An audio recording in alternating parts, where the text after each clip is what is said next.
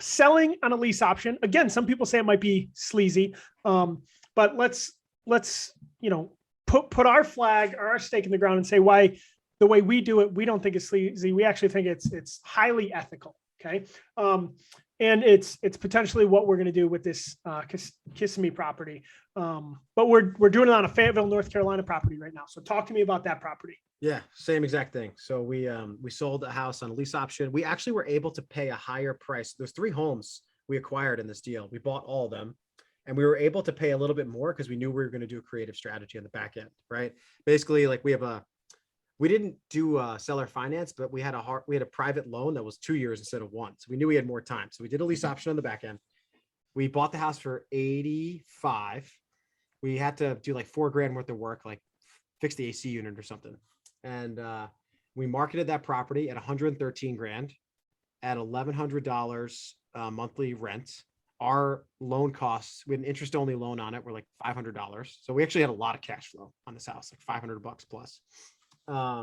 And we gave the lease optionee 2 years to purchase the home. Now, this is where the time frame is where you could be sketchy, right? If you give someone 1 year to execute a lease option, now you're, I think, moving into predatory territory, because these people, if they had perfect credit, they would just be going out there buy a house, and 1 year is not enough to just make your credit good, right? So that's one thing.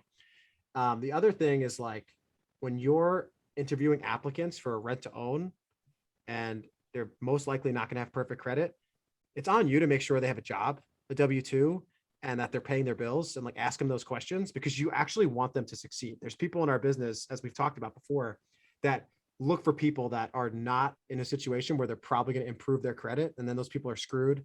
They do a down payment on a lease option and they lose that money. It's gone. And then the investor just keeps recycling this process. Yeah, they maximize their ROI, but like, if there's a heaven and hell, they know where they're going, right? It's like, it's a screwed up thing to do. Anyway, but our lease option is a great, awesome lady. She lives in North Carolina.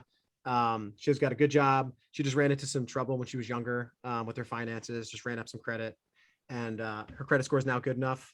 And she went to a loan officer a couple days ago, and she's lived in the house 1 year. She's been paying all of her rent, and the lender agreed to do an FHA loan with her, and we're going to close on that house October 15th. And she's going to get a house. In fact, the Zestimate on that house, like Zillow says that house is worth like $155 now, because Fayetteville, North Carolina is on fire. So I underpriced it. So now this lady's going to drop her monthly payments. She's got equity in a house, and she plans on giving it to her son, when she's done and leaves North Carolina and retires and moves to Florida. So I'm like, hey, like, we just helped this person potentially pass on.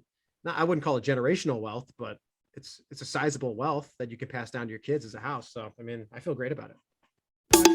Thanks for listening to the Virtual Real Estate Investing Podcast, presented by Greyline Investments, where we talk about how to find, fund, and finish deals from anywhere in the world.